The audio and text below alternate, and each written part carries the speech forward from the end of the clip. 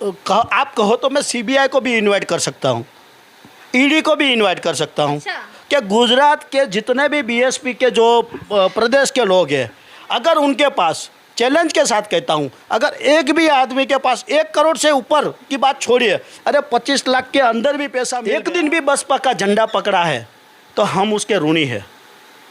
बसपा की हर टीम, प्रदेश कार्यालय, एक दिन भी अगर उसने झंडा पकड़ा है बसपा का मन से, तो हम उसके ऋणी है कि उसने बसपा का झंडा पकड़ा है। और बसपा का झंडा मतलब संघर्षशील जनता। मैं कहना चाहता हूं उन लोगों को कि आपने अगर कुछ काम किया है, ठीक है।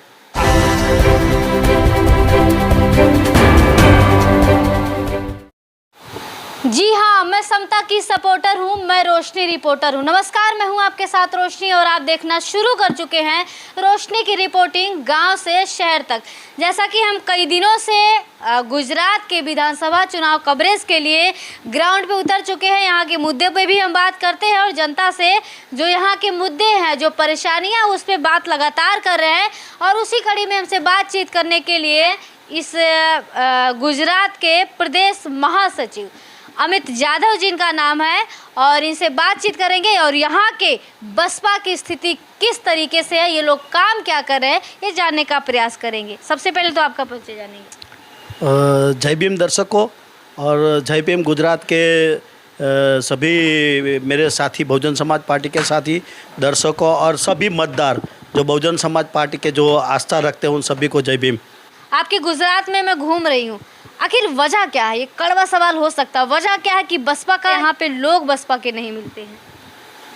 सवाल तो कड़वा नहीं है, ये सोचने वाली बात है। अगर हमारे में कुछ खामी है तो उसको सोचने वाली बात है, वो कुछ कड़वी बात नहीं कही। आपने बिल्कुल सही बात कही है कि गुजरात में बसपा की कमी नहीं है। ये तो विरोधी लोग कहते हैं बस गुजरात में बसपा की कमी नहीं है। कौन कहता है बसपा की कमी नहीं है? बसपा जो पहले से है उससे भी ज़्यादा अच्छी तरह काम कर रही है। लेकिन आप अच्छी तरह जानते हैं कि मनी मीडिया मसल्स पर बसपा विश्वास नहीं करता है। तो आम लोगों के बीच में हंगामा खड़ा करना हमारा मकसद नहीं है। लोग जो हंगामा खड़ा करते हैं, बड़ा बड़ा हंगामा खड़ा करके, ऐसा हमारा मकसद नहीं है। हम बेसिकली काम करते हैं, भूगर्भ में हमारा काम होता है और वो परिणाम में दिखेगा आपको। अच्छा, धरातल पे आप लोग काम कर रहे हैं? हाँ, धरातल आपको दिखेगा वो काम, हमको आपको इलेक्शन के बाद दिखेगा। जब हम ग्राउंड पे उतरते हैं तो ऐसा लगता है कि बसपा पार्टी से लोग अनजान हैं, ऐसा क्यों? देखिए, आप उत्तर प्रदेश से यहाँ तक आई जी। अगर लोग अनजान होते गुजरात में तो आप उत्तर प्रदेश से यहाँ तक नहीं पहुँचती, वहाँ से हमारे तक पहुँच गई। मतलब क्या गुजरात में बसपा है। जी। कोई कहता है कि गुजरात में बसपा नहीं है, वो ऐसे लोग भ्रम फैला रहे हैं जिनका काम है कि गुजरात में बसपा को कैसे नुकसान पहुंचाया जाए। जो और लोगों के जो समर्थक है, जिनकी हमेशा एक ही सोच रहती है कि बसपा को कैसे नुकसान पहुंचाया जाए। आज आप भी ने भी शायद देखा होगा, वामन मेश्राम का वो नाम सुना है? वो सुना है आपने? जी। हाँ, सुना है ना। हाँ। वो जो बहुजन मुक्ति पार्टी वाले, अरे वो तो बाम से जो लेके गया काशीराम साहब से, उनका नाम सुना होगा आपने। इस देश में, भारत देश में बाम से वर्ष लाने वाले मान्यवर काशीराम साहब, आप वो तो जानती होगी अच्छी तरह से। वो मान्यवर काशीराम साहब जो बाम से वर्ष लाए, वो बाम से उनका जो मगज का पूरा उन्होंने जो बनाया था, वो उनसे छीन के उन्होंने रजिस्टर कराया। उस आदमी ने उसी टाइम पे भी बाम साहब का विरोध किया था, काशीराम साहब का विरोध किया था। वो आज जो बहन जी का जो विरोध कर रहे हैं, बहन जी को आपने तो नहीं बनाया, मैंने तो नहीं बनाया, बहन जी को किसने बनाया? बहन जी ने मान्यवर काशीराम साहब ने आशीर्वाद दे के बनाया। ऐसे ही नहीं बनाया है, उनकी शक्तियों को देख के बनाया है। आप जानते थे इंदिरा गांधी को हराने वाला कौन था? जय नारायण। जब वो पूरी संसद में जब हरिजन शब्द का यूज किया था, तो सबसे पहले जब हरिजन शब्द का यूज किया तो सबसे पहले विरोध करने वाले कौन थी? बहन कुमारी मायावती थी। तब तो साहब नहीं थे उनके साथ, वो आयरन लेडी के साथ साहब नहीं थे। उनकी उसी बात से साहब प्रभावित हुए थे और साहब उनके साथ उसका जो बहन जी का जो तरीका था जो लड़ने का, उसमें जो शक्ति थी, उस शक्ति का परिचय मान्यवर काशीराम साहब ने उसी टाइम पारख लिया था और उनको बहन जी को उत्तराधिकारी, यही लोग सब साथ में थे। क्यों इनको नहीं बनाया? ये पहले से ही काशीराम साहब जानते थे कि ये सब लोग गद्दार है। इसके लिए काशीराम साहब ने इनको मौका नहीं दिया, बहन जी को मौका दिया। और आज हमें गर्व है कि एक आयरन लेडी की पार्टी में हम काम कर रहे हैं, एक ऐसी महिला के अंदर हम काम कर रहे हैं जो इस देश में सबसे बड़ी ताकत वाली महिला है और हमारी तो देवी है बहन मायावती। अच्छा, वैसे तो अगर सवाल करें तो बहुत सारी ऐसी चीज़ें हैं कि उसका निगेटिव वे में जाएगा वो, लेकिन पॉजिटिव वे में अगर हम यहाँ से आपके गुजरात की बात करें तो ऐसा कहा जा रहा है, जो मैं ग्राउंड पे देख पा रही हूँ, कि जो पुराने कार्यकर्ता थे जो मान्यवर साहब के साथ में काम करते थे और गुजरात में बसपा को खड़ा करने का, बसपा का अगर कोई नाम जानने लगा तो वो पुराने लोग थे, उनकी वजह से बसपा का यहाँ पे कहीं ना कहीं वजूद बना। आज वही लोग नहीं है, वजह क्या है? पुराने लोग को निकाल दिया गया। देखिए, इस दुनिया में कोई ऐसी चीज़ बताइए जो पुरानी ना हुई हो। जी, बच्चा जन्म लेता है, दूसरे दिन एक दिन हो जाता है, वो पुराना हो जाता है, बराबर। और आप बताएं, हर पुराने लोगों को उसमें जिसमें काबिलियत होगी, जो संघर्ष करना चाहता होगा, जो थक जाता है, जो कभी कभी थक नहीं जाता तो किसी के और के ऊपर इल्ज़ाम लगा के बहाना करके बैठ जाता है, जो खुद टिक नहीं पाता है मिशन के काम में और कहते कि नहीं ये पार्टी में तो कुछ ही है नहीं, तो ये तो गलत बात है ना। हर किसी को मौका मिलता है। अगर वो कहते हैं कि हमको बीएसपी में मौका नहीं मिलता, बीएसपी में तो 182 सीट गुजरात में है, आपको कोई नहीं रोक पा रहा है। आप जीत जाइए, कहीं ना कहीं से लड़िए, चुनाव लड़िए, मैदान में आइए, कम से कम अपनी ताकत तो दिखाइए। कोई किसी को नहीं रोकता है। खाली एक बीएसपी को बदनाम करने के लिए एक बहानाबाजी होती है, जो जिस खुद की मैं जैसे आप आज मुझे महासचिव बनाया, मैं तो बरसों से हूँ पार्टी में, तो ऐसे तो नहीं मुझे महासचिव बनाया। मेरी साल 1970 में मेरा 75 में मेरा बर्थ है, मैं 19 साल का था तब से बीएसपी में हूँ, सारे लोगों को जानता हूँ, यहाँ तक मुझे पहुँचा है, मैं बीएसपी को जानता हूँ। बीएसपी का काम बहुत कठिन काम है, इसमें टिक पाना बहुत कठिन है।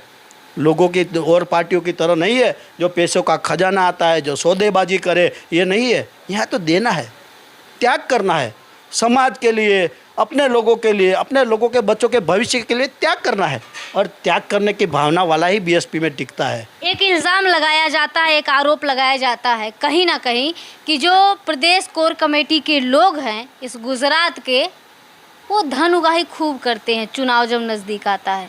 और ऐसा हर प्रदेश में कहा जाता है कि जो कोर कमेटी कोऑर्डिनेटर हो और जो प्रदेश स्तर के लोग हों, वो लोग खूब उगाही करते हैं धन की। कितनी सच्चाई है? मैं आपके माध्यम से और आप कहो तो मैं सीबीआई को भी इनवाइट कर सकता हूँ, ईडी को भी इनवाइट कर सकता हूँ। अच्छा। कि गुजरात के जितने भी बीएसपी के जो प्रदेश के लोग हैं, अगर उनके पास, चैलेंज के साथ कहता हूँ, अगर एक भी आदमी के पास 1 करोड़ से ऊपर की बात छोड़िए, अरे 25 लाख के अंदर भी पैसा मिल गया तो मैं मानूंगा कि बीएसपी में कोई आदमी कुछ पैसों के लिए कर रहा है। लेकिन हर लोग क्या सोचते हैं, जो काम नहीं कर पाता है, जो हमेशा नेगेटिव, खुद को सम्मान करने लेने की ताकत नहीं होती है, वो लोग क्या करते हैं कि पैसों के लिए इल्ज़ाम लगा के पार्टी से दूर हो जाते हैं और लोगों से गठबंधन करके पार्टी को नुकसान पहुंचाने का काम करते हैं। बाकी अगर हमारे बच्चू भाई पटेल 5-7 साल के ऊपर अध्यक्ष रहे गुजरात के, आप जाके उनकी परिस्थिति देख लीजिए, वो भी प्रदेश, उनके साथ के महासचिव की परिस्थिति देख लीजिए, उसके बाद जितने भी नेता बने उनकी परिस्थिति देख लीजिए। अगर कोई एक घर वाले के पास जितने भी उस टाइम पे उन लोगों की परिस्थिति थी, आज सभी लोगों की आर्थिक परिस्थिति डाउन है। अगर कोई उसमें से करोड़ोंपति बना होता तो मैं मेरे सामने से कहता कि इस आदमी ने पैसा लिया और ये बीएसपी में टिकट बेचा या कुछ भी किया, जो आपकी भाषा में जो लोग इल्ज़ाम लगाते ना, उनकी भाषा में मैं कुछ भी मान लेता कि ये करोड़पति बन गया। एक तो उदाहरण दे दो, उसके किसी कार्यकर्ता का त्याग नहीं देखते लोग। वो हर कार्यकर्ता का कम से कम त्याग तो देखो आप, वो कितने सालों से लगे हैं, क्या कर रहा है, उसको क्यों ये बीएसपी में लगा है, क्योंकि वो जान गया है कि भाजपा, कांग्रेस, आरएसएस ये लोग मेरी समाज का खात्मा कर देंगे। इसके लिए एससी, एसटी, ओबीसी में जो जागे हुए लोग हैं वही लोग बीएसपी में टकराव दे रहे हैं। काशीराम साहब को जान गया है, जो समझ गया है, वही लोग बीएसपी में टिक के वो आगे के लिए काम कर रहा है। आम आदमी पार्टी कहीं ना कहीं इस गुजरात चुनाव में उतर चुकी है, चुनाव मैदान में प्रभाव पड़ेगा या नहीं बसपा पर? देखिए, बाबा साहब ने हर पार्टियों को, हर लोगों को चुनाव में आने के लिए आमंत्रित किया। आप लड़िए, चुनाव लड़िए, आप सत्ता लीजिए। आम आदमी पार्टी को मना नहीं कर सकते? नहीं कर सकते। आए गुजरात में लड़े, तो हम इसके लिए आम आदमी पार्टी क्या कर रही है? आम लोगों को तो कहने के लिए है कि आम आदमी पार्टी है। आम लोगों के बीच में जाके पूछिए कि ये आपकी पार्टी है, वो आपको कहेंगे कि नहीं, ये हमारी पार्टी नहीं है। तो कहने का मतलब ये है कि और पार्टियां क्या कर रही है, क्या कर, हमसे उससे क्या मतलब है? वो एक खाली एक ही विचारधारा में वो अपना अभी वो उसको निकाल दिया, राजेंद्र पाल को। हाँ, राजेंद्र पाल को, जिसने बाबा साहब की 22 प्रतिज्ञा ली, उसने आम आदमी पार्टी ने निकाल दिया। हमें उससे कोई फर्क नहीं पड़ता, ना हमको राजेंद्र पाल के बारे में कुछ सोचना है, ना आम आदमी पार्टी के बारे में सोचना है। हमें तो हम SC ST कम्युनिटी माइनॉरिटी और हर वो सवर्ण समाज जो गरीब है, जो शोषित है, जिसका देश में मताधिकार तो मिल गया है लेकिन उसको मताधिकार के सामने उसका अधिकार नहीं मिला है, हम उसको लिए लड़ने वाले लोग हैं। तो क्या संदेश देना चाहेंगे हमारे दर्शकों को, और जो आपको देख रहे हैं आपके गुजरात से, जो कहीं ना कहीं चाहे बसपा से निकल चुके हैं या फिर बसपा में आना नहीं चाहते, उनके लिए क्या कहना चाहेंगे? मैं तो कहना चाहता हूँ आपके माध्यम से, बसपा में अगर किसी एक आदमी ने एक दिन भी बसपा का झंडा पकड़ा है तो हम उसके ऋणी हैं। बसपा की हर टीम, प्रदेश कार्यालय, एक दिन भी अगर उसने झंडा पकड़ा है बसपा का मन से तो हम उसके ऋणी है कि उसने बसपा का झंडा पकड़ा है। और बसपा का झंडा मतलब संघर्षशील जनता। मैं कहना चाहता हूं उन लोगों को कि आपने अगर कुछ काम किया है, ठीक है, आपको सफलता नहीं मिली, तो आप इतने मानसिक अस्थिर क्यों हो जाते हो? क्यों आप मानसिक टूट जाते हो? सफलता मिलना ही क्या संघर्ष है? संघर्ष करना और सफलता मिलना दो में तफावत है। आप संघर्ष जारी रखिए, आपको ज़रूर सफलता मिलेगी। और आप कभी किसी की बातों में मत आइए, आप साहब की बात मानिए, बहन जी की बात मानिए। अभी तो आपको पता चल गया कि बहन जी में राजनीतिक ज्ञान कितना है। देखिए, एक मंत्री होते हुए भी कहाँ जाके कसम लिया, मंत्री पद भी छोड़ना पड़ा उसको, और धर्म के नाम से मंत्री पद भी गया उसका। और परिस्थिति ये हो गई कि वो जय भीम का जो चलाते थे वो भी अभी पीछे हट हो जाएगा। मतलब कि उनके राजनीतिक ज्ञान का अभाव था। और बहन जी के सामने मुझे बहुत गर्व होता है कि मैं एक ऐसी लीडर का मैं नेतृत्व कर रहा हूं गुजरात में, जिनके पास राजनीति के बड़े बड़े राजनीतिज्ञ लोग, उनके पास उनकी कुछ नहीं चलती है। लेकिन हमारे ही कुछ लोग और पार्टी में जाके खुद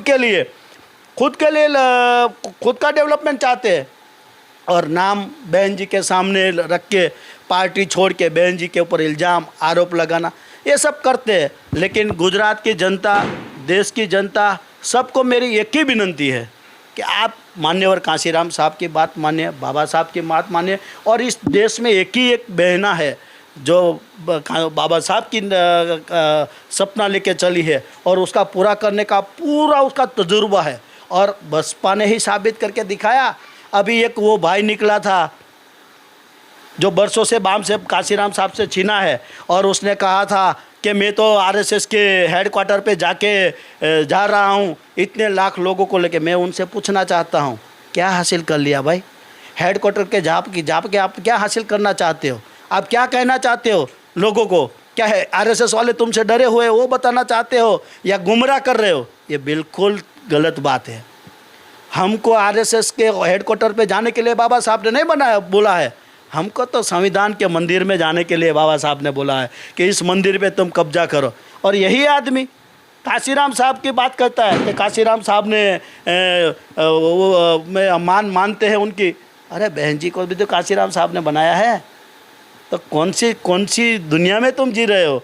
और कौन सी भावनात्मक बातों से सिर्फ बामनों को गाली देना और बामनवाद को जीवित रखना, ये पॉलिसी आम बसपा जानता है। हम बामनवाद के विरोधी है, बामनों के विरोधी नहीं है। हम बामनवाद के विरोधी है। ये क्या करते हैं? बामनों को गाली देते हैं, बामनों का विरोध करते हैं और सिस्टम, उनको बामनवाद सिस्टम जीवित रखना है। ये काम करते हैं ये लोग, और नाम बसपा का दे रहे और बदनाम बसपा को करे। अरे बहन जी को बोल रहा है कि बहन जी के पास वो सोच नहीं है। सतीश चंद्र मिश्रा उनकी सोच से चलता है, वो बहन जी उनकी सोच से चलती है। अरे भाई, तुम मुझे एक दाखला दिखा कि लोकसभा में या राज्यसभा में एक भी तुम्हारा जो SC ST OBC का एक भी आदमी जो मुद्दा उठाए, दलितों का मुद्दा उठाए, सहारनपुर का मुद्दा उठाए। अरे तुम सत्ता के लिए तो इतने भागे भागे फिरे हुए हो, कितने लोगों के साथ गठबंधन करने गए, तुम्हारा कहीं हुआ नहीं। और सत्ता के लिए बहन जी ने राज्यसभा का सांसद पद लात मार दिया कि जहां मेरी बात न सुनी जाए उस राज्यसभा का सांसद में लात मार। ये तफावत है और लोगों को इस बात को अच्छी तरह समझना होगा कि हमको बामनों की बात नहीं करनी है, हमें बामनवाद मिटाना है। और बामनवाद मिटाने में हमको बामन भी साथ देता है तो भी हमारा साथी है, और अगर बामनवाद मिटाने में हमारा लोग हमको साथ नहीं दे रहा है तो वो हमारा साथी नहीं है। उस तफावत को हमको सहे दिल से समझना होगा। चलिए, बहुत बहुत शुक्रिया। इन्होंने बहुत सारे मुद्दे पे चर्चा किया और मुझे लगता है जो कई सारे डाउट्स थे, कन्फ्यूज़न थी, इनकी बातों से दूर हो गया होगा।